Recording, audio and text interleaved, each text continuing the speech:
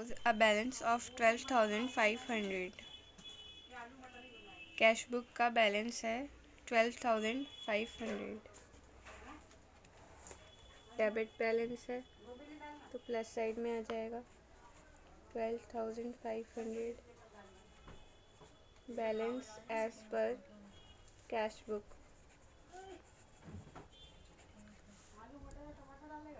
फिर first point है cheques issued but not yet presented for payment 6,000। हमने check issue कर दिए लेकिन उसने हमारे बैंक से पैसे नहीं निकलवाए, तो हमारी कैश बुक कम चल रही है और पासबुक ज़्यादा चल रही है। हमें कैश बुक में प्लस करना पड़ेगा 6,000।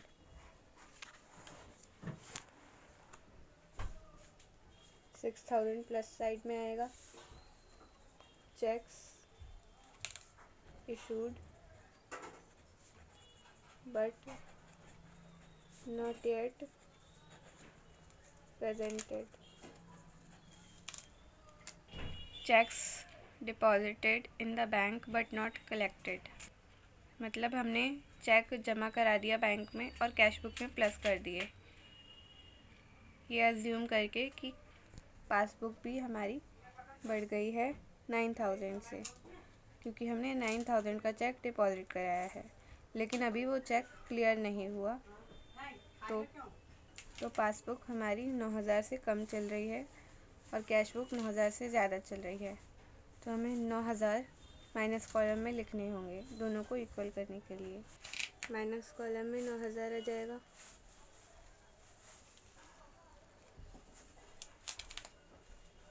Checks deposited but not collected. Third point bank paid insurance premium 5,000। Bank ने डायरेक्ट पे कर दिया इंश्योरेंस प्रीमियम और हमें ये पता नहीं है, तो ये direct payment by bank, direct payment bank के थ्रू हुई, जिसका कैश बुक में हमने कोई इफेक्ट नहीं डाला। तो बैंक से जितना भी इंश्योरेंस प्रीमियम उन्होंने पे किया वो हमारे अकाउंट से माइनस हो चुका है, लेकिन हमने कैश बुक से माइनस नहीं किया है, तो हमें कैश बुक से माइनस करना पड़ेगा। माइनस कॉलम में आ जाएगा 5,000। 5,000 direct payment by bank. Bank charges 500 नहीं 300, बैंक चार्जेस 300 हैं।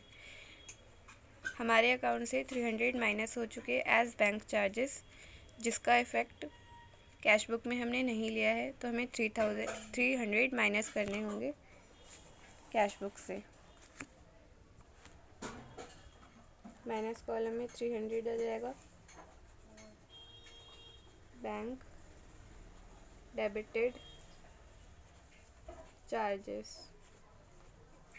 डेबिटेड मतलब कम करना, बैंक ने हमारे बैंक अकाउंट से चार्जेस कट किए। फिफ्थ पॉइंट है direct deposited bye a customer 8,000। किसी कस्टमर ने डायरेक्टली बैंक में डिपॉजिट करा दिए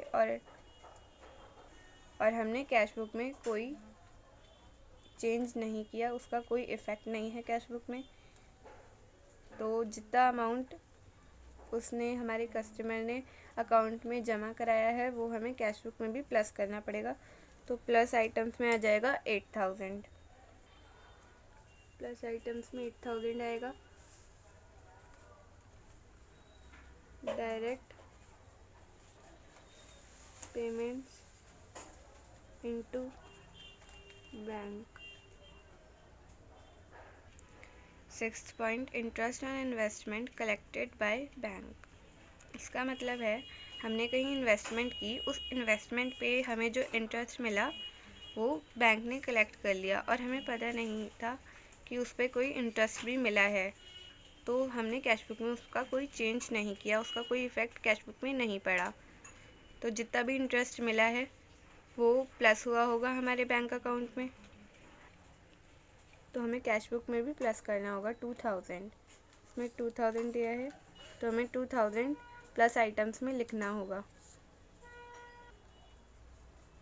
2000 interest on investment collected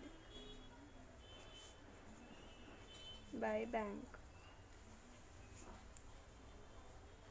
7th point, cash discount allowed of ₹200 was recorded on the debit side of bank column। हमने किसी को डिस्काउंट दिया था, हमने उसकी एंट्री पास करने की जगह कैश बुक के डेबिट साइड में बैंक कॉलम में लिख दिया। डेबिट साइड मतलब बढ़ना। डेबिट साइड में हम तब लिखते हैं जब हमारे को कोई बैंक में कुछ पैसे जमा कराता है या फिर हम बैंक में कुछ डिपॉजिट कराते हैं, तब हम इसमें लिखते हैं। लेकिन हमने एंट्री पास करने की जगह डेबिट साइड में लिख दिया कैश बुक की ₹200। तो हमें उसको सही करने के लिए 200 माइनस करने होंगे, तो ये माइनस कॉलम में आ जाएगा 200।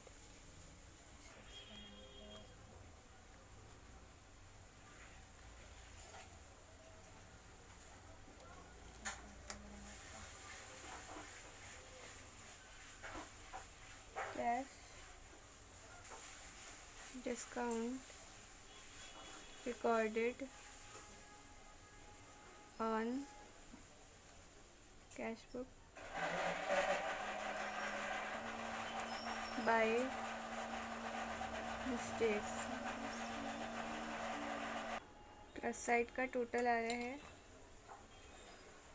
28500 और माइनस साइड का टोटल आ रहा है 14500।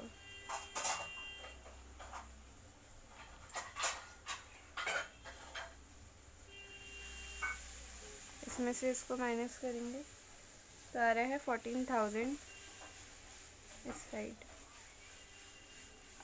बैलेंस एज पर पासबुक 14000।